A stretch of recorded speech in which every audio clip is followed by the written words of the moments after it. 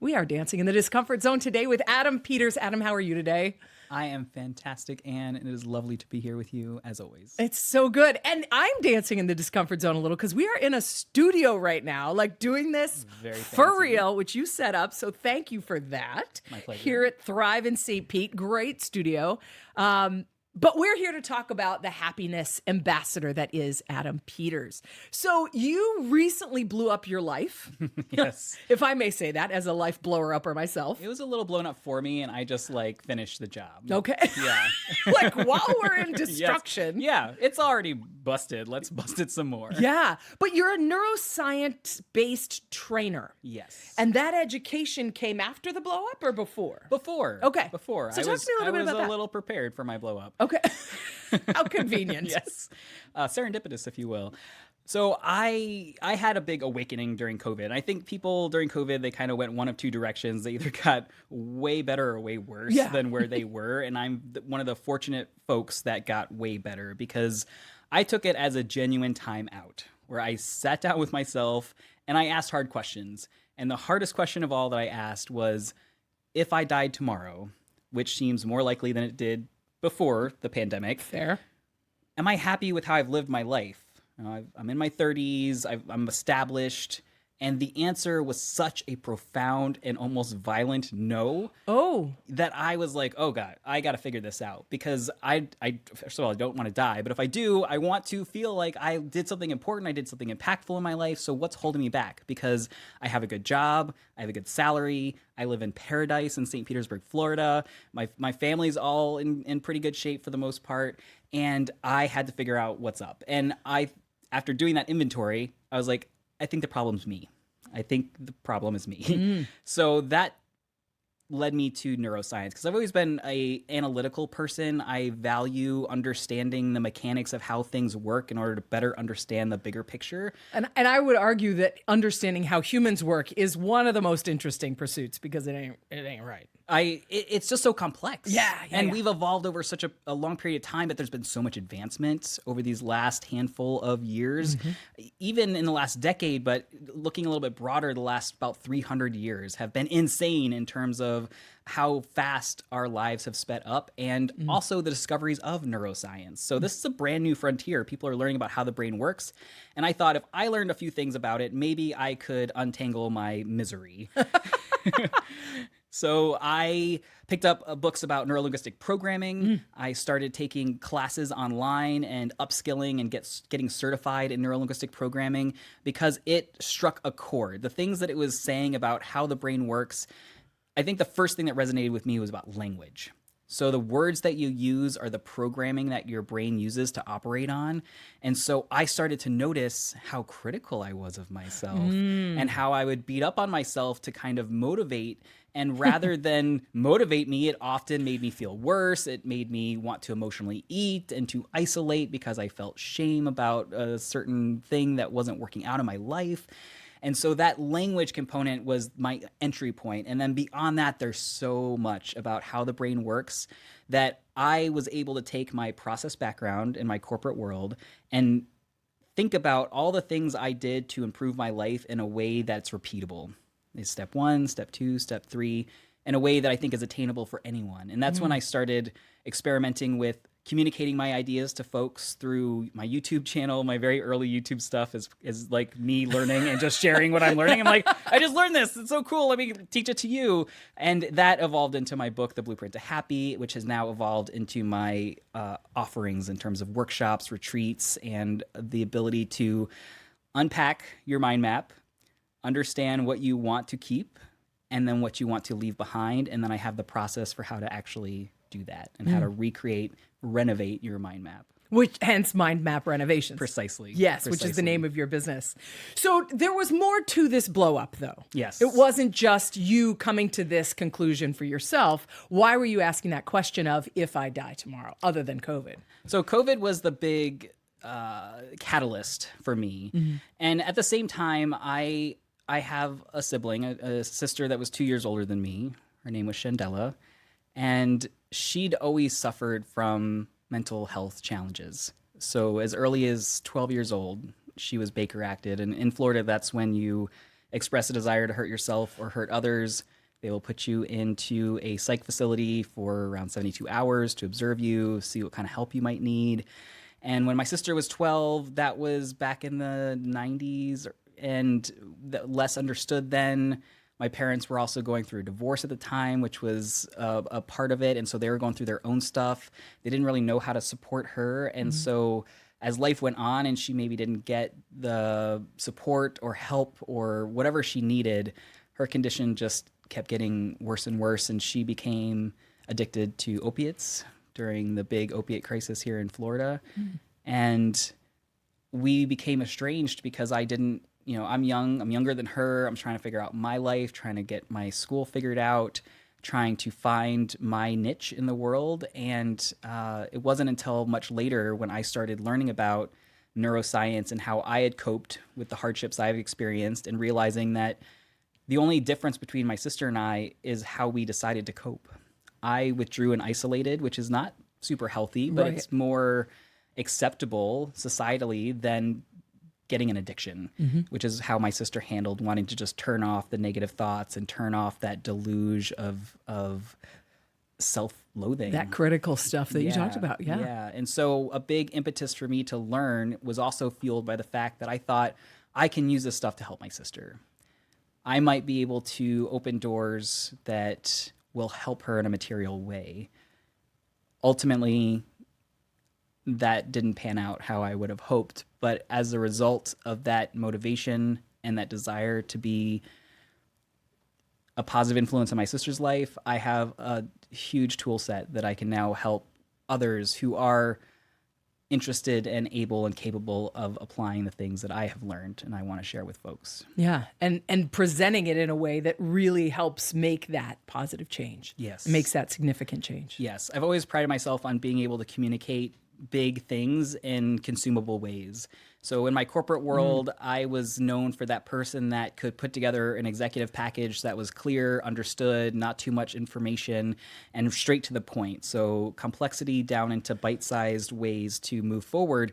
And so I've ported over that transferable skill into how I talk about neuroscience, negativity bias, building preferences for positivity so that it's accessible. And that's why it's so important for me to show up in the places that I can, because I think folks are held back by, I have to have some sort of degree, I have to have some credentials, I have to have gone to school, versus I'm just someone who wants to make a positive difference. How do I do that? And I always encourage people to start with themselves. Like there's no downside to getting your house in order, renovating your mind map, because that's going to set you up for longevity. You can give before you have figured yourself out, but that's going to run dry.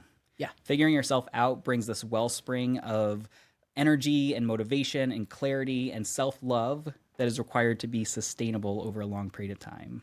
Well, and this is the hardest part, right? This is the dancing in the discomfort zone, to be able to look directly at ourselves and to be able to say, okay, I am super critical. We all know about that voice of doubt. We all know about that internal critic that's, it's demonic. It's every once in a while you hear the things you say to yourself and you're like, holy crap. Wow, I would never say that out loud to anybody. And yet that just happened. Right. And so to be able to look directly at that. So how do you help people to be able to look directly at that? Because I don't think you're working in addiction. You're not working in mental health. You're working in the corporate setting, in the social public setting. Absolutely. But we know that people are dealing with some big stuff right now. Yeah. So how do you make that safe and give them permission to look at that stuff? I always like to share my own story. And I tell people once upon a time, I was a very miserable person. And that's hard for folks to believe who've met me in this incarnation. Yeah, absolutely delightful. Yeah. So I kind of have that before and after snapshot I can give people to say, I was here, this is where I'm at now. So that gives a little bit of hope and a bridge, I think, for people who might be skeptical, because that critic is kind of their friend. They've developed this relationship with this abusive relationship that goes on in your head. And I have yet to find a person who, when I have this conversation and I bring up the critic, that people don't go, oh yeah, I don't have one of those. It's great in here. It's not a thing. Yeah, it's most people are like, oh my God, yes, it's the worst. Yeah, it's so hard. And so I start there, give them that relatability. Yeah. And then I like to educate people a little bit about how the mind map is created. So the mind map is created on the first 5 years of data. So from the ages of 0, first newborn, to 5 years old, you're gathering data and you're just putting it into your brain like a junk drawer or a catch-all closet. A sponge. And it is just, it's indiscriminate and you take in everything. And then from the ages of 5 to 25, you go through a reorganization process where you prune the stuff you think you don't need and you keep the things you think you're going to need to survive adulthood with. And then all that junk gets categorized. So it looks like more of an organization system. So I remind folks that when you were 5 years old, you had no control over who you were with, what you were doing, what you were exposed to, the words that were coming into your head from other people in your space, be that siblings, adults, teachers, parents. So a lot of times the voices that we hear in our head are the words of someone else. So, yes. That we heard when we were young, and because we didn't know any better and we didn't have any perceptual filters, we just took it in and believed it as fact. And I think that helps people let go of it a little bit because now they can recognize, oh, this isn't me. This is someone else.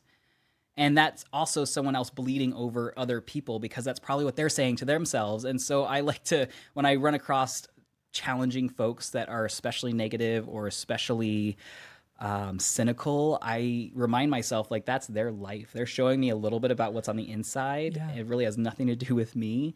And that brings me a little bit of comfort as well. Yeah. Yeah, and that's such a challenging thing to separate. I once heard that the voice in your head's a liar, right? Because it's not necessarily true. It might be, but it might not be. And recognizing that those words that are coming at you are based on that 0 to 5 versus based on truth. Yeah. And here's the thing about the brain. Truth is subjective. Reality, as the 2020s have shown us, is subjective. It's not objective. So our brains believe whatever we tell it to believe. So we could easily look at the color blue, and if I say enough times, no, that's the color green to my brain, eventually my brain will look at this and think green because it believes whatever you tell it, which is powerful. If you can use, and terrifying. It's terrifying when Right. it's on autopilot. When you're just like moving through the motions and you're watching all this negative news and you're around these negative people and you're just absorbing these perspectives and you're just accepting them as like this is reality versus like I reject your reality and I choose to be awesome. That's a superpower. Yeah. So it's terrifying when it's completely out of control. And it's amazing when you decide I'm going to live an intentional life. Yeah. And this is how I'm going to make it the best life ever. Yeah. And this is something that I've been exploring a lot lately, which is how do I redefine? How do I redefine the beliefs I have, the judgments I put on things, the definitions of things? And is that serving me? Or could I redefine that? And you start looking at the beliefs that you have. Is there a way that you help people to uncover those beliefs or those thoughts? Yes. And to be able to say like, okay, that's not real. Let me go ahead and redefine that. How do we do that? 100%. So another interesting thing that I learned in my studies is that about 95% of negative thoughts that we think are repeated thoughts. So it's the same 4 or 5 beliefs that we have about ourselves. I'm not good enough. I'll never have a relationship. I will never be successful, whatever those iterations are. So one of the first things I ask people to do is just, you know what they are. You know what they are. Write them down. Now you've alerted your attention network of your brain to this repeat pattern. And so then the focus turns to noticing when it happens. So in what situation am I dredging up this belief? And the subconscious runs most of our lives. People think they're conscious. No. Aren't we cute? Yeah, we're completely subject to our subconscious, and our subconscious works off of patterns and the things that it knows about us. And so when we are triggered, our subconscious talks to us physiologically through our body. So your heart beats on its own, your lungs breathe in air on its own. That's the subconscious regulating that. And when you're nervous, your heartbeat speeds up. And when you're in a cold plunge tank, your body starts to regulate and you become warmer because you're protecting your internal organs. And that's not automatic. That's your subconscious responding to external stimuli. In order to survive, we have to do this. Exactly. So do that. Exactly. So when maybe you come across a random stranger who's wearing a cologne that somebody in your life who was not the nicest person to you, maybe they put some of these negative thoughts in your head. You smell that cologne and all of a sudden you're clenching your fists and you're like, oh, I don't know why. Why do I want to punch something and now now? you're in a negative headspace and I'm teaching folks to notice the physiological response. Clench. Notice the clench. And as you go through this process, the whole time we're activating our attention network to say, this is what we're going to pay attention to.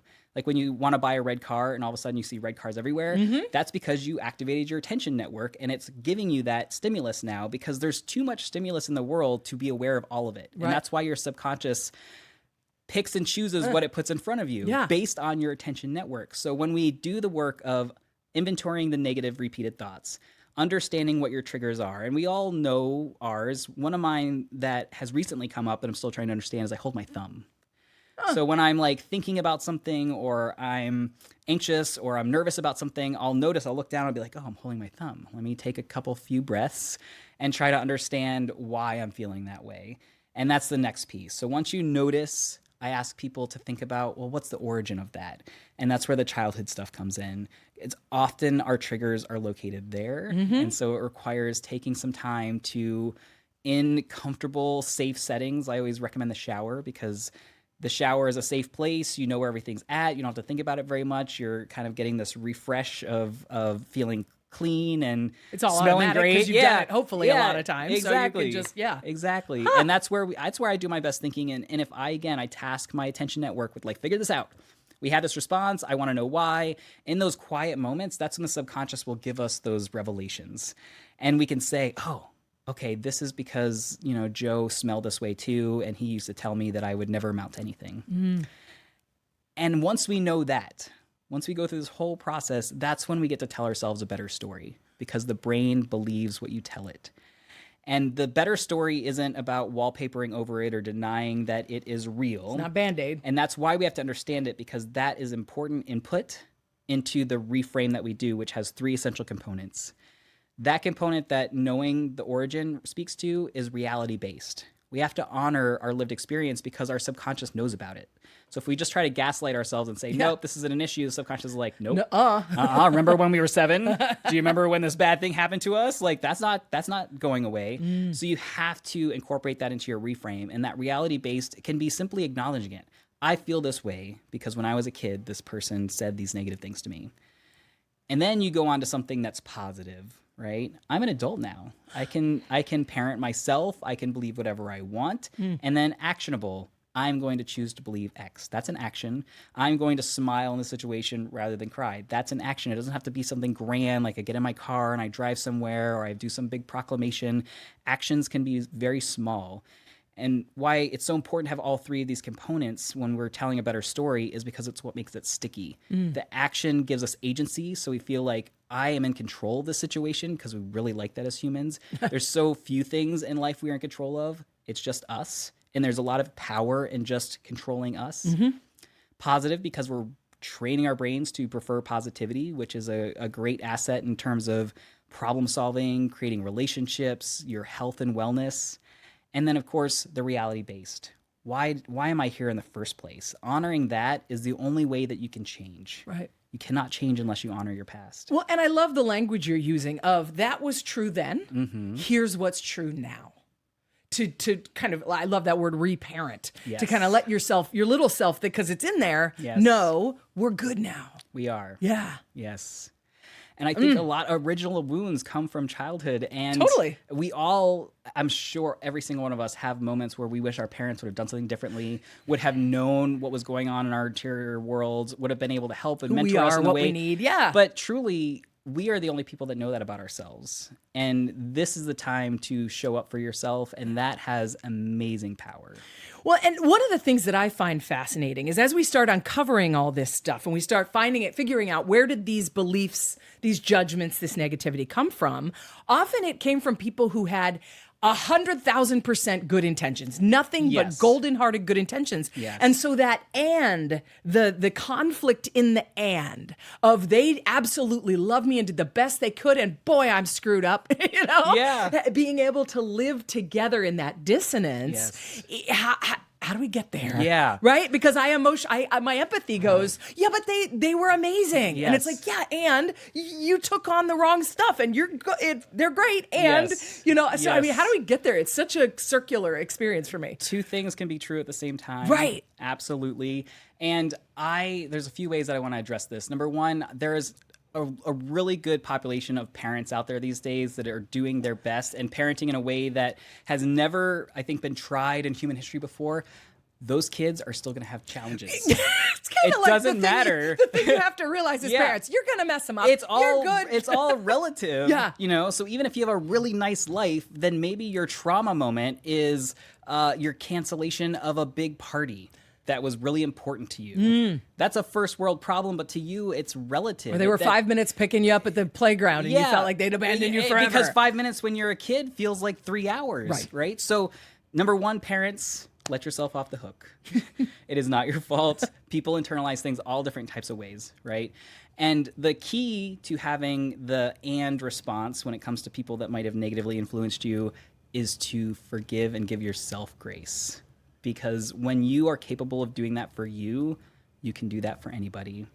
And there's kind of two camps. You have the camp of this person unintentionally made mistakes and they want the best for me and they're still a pretty good ally in my life. And that's an easier story to say. They've grown, they've evolved, they did their best, they worked with what they had. I recognize they had their own trauma. You could tell stories around that. And then you have this other camp where people might not have evolved. And maybe they're still saying things that are mean or insensitive or not very thoughtful.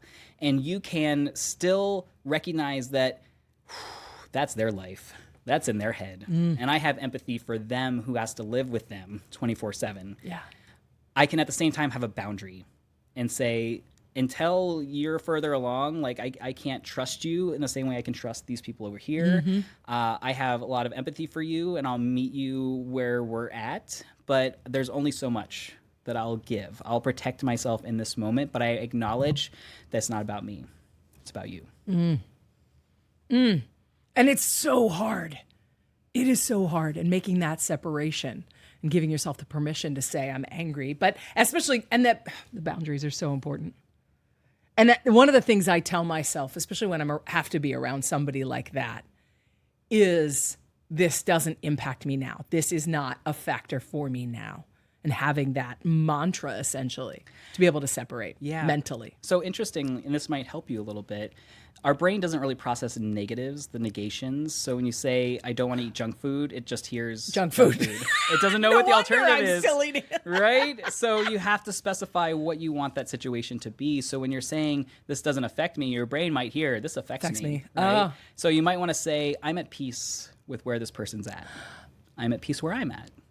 That's going to be a more positive, and then the word your brain is hearing is peace.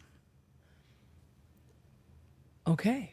Now, is this all in the Blueprint to Happy? Yes. Okay, so if you wanted to get this, you could go get the Blueprint to Happy by Adam Peters. You're doing a lot of other really cool stuff in this space because you're a happiness ambassador. You want to help people get to this place. Yes. So talk to me about, because you're doing such creative and cool things, and I get to be part of one of them. Yes. Talk to me about some of the interesting ways that you're bringing happiness to the world. Absolutely. So one of my favorite projects is the Community Happiness Project.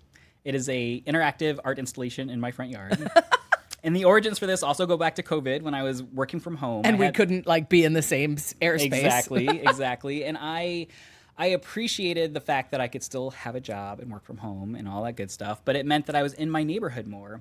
And that's when I started to realize I don't live in my house, I just stay there. Like nothing was optimized for living. Like my kitchen pots and stuff were even a mess, and my backyard was a big sand lot, and my front corner of my property was just this dirty, leaf-ridden space that people would just walk through on their walks with their dogs or going to the store.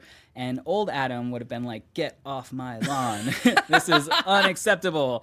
And new Adam was like, this is great news. I could put something delightful in their way and surprise them. And then it'll be like this fun thing for the community because we're all isolated. And it would be great to have some outdoor place where there's just some peace and novelty and joy.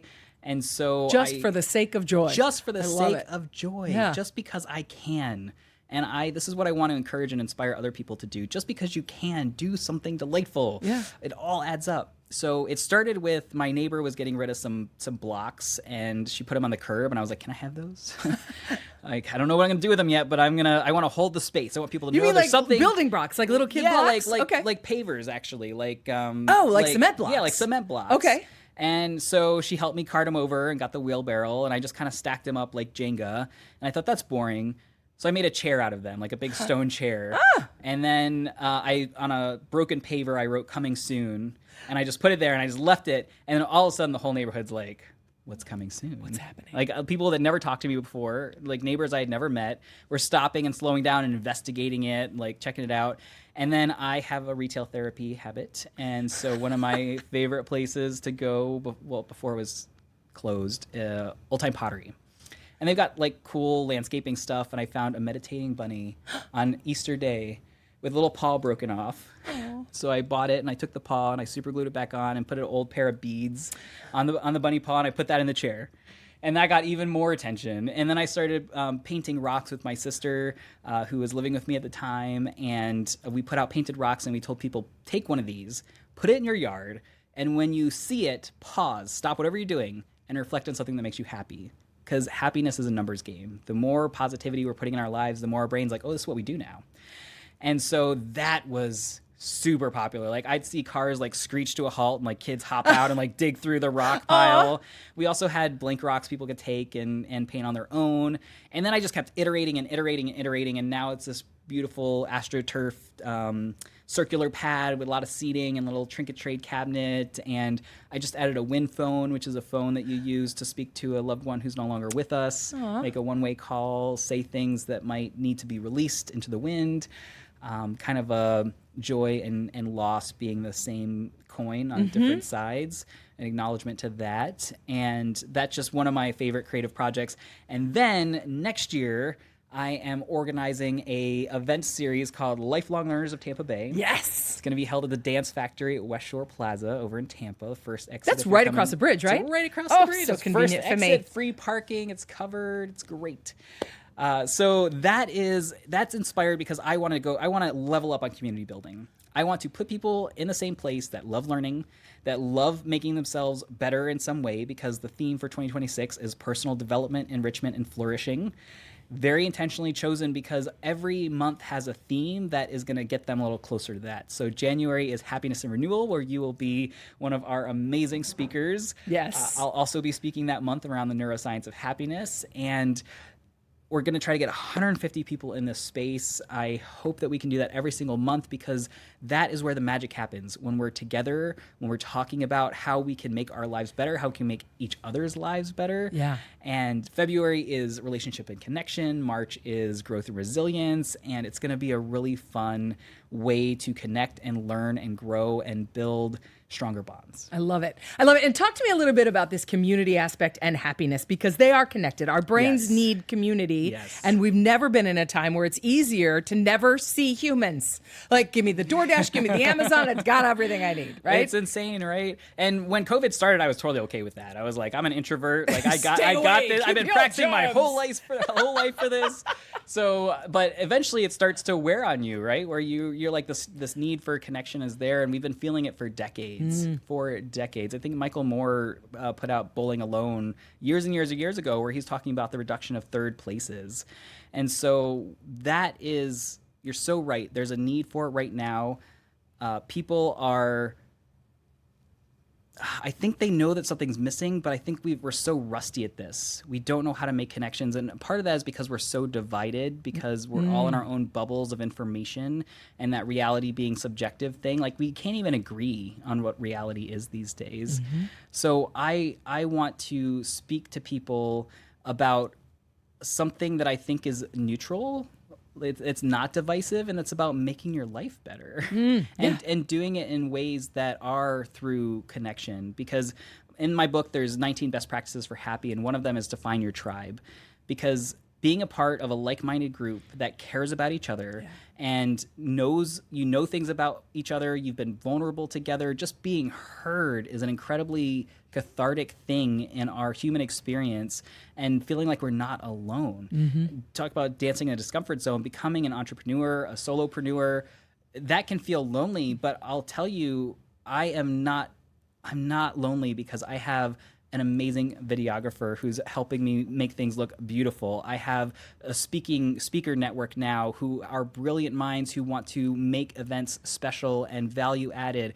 I have help with marketing. I have an event planner I just met who wants to help me. I have my local contacts that are moving and shaking in spaces I'm not, but I'm telling people about it because I'm passionate about building this tribe of people that care about each other. That's the common denominator. Yeah. Is you got to care about each other. Well, and I think your events are so brilliant because you're creating a common language, right? You're helping people create this community of people who are saying the same things. Like, you get me. I can say this stuff that's a little vulnerable, maybe a little woo-woo or a little weird. Like, I invited you to an event. You're like, I love that stuff. Yes. I'm like, oh, good. Yes. And it's having those people that get you, or that at least you feel safe even if they don't get you. So Yes. I love that. Acceptance. Well, the Blueprint to Happy is the book. Mindmaprenovations.com is the website, right? That's right. I'll put that all in the show notes so everybody can take a peek at that. Adam, this has been enlightening, and I'm so glad that I ended up in your orbit and as part of your team, your tribe. The feeling is mutual, my friend. We're going to do some amazing things together.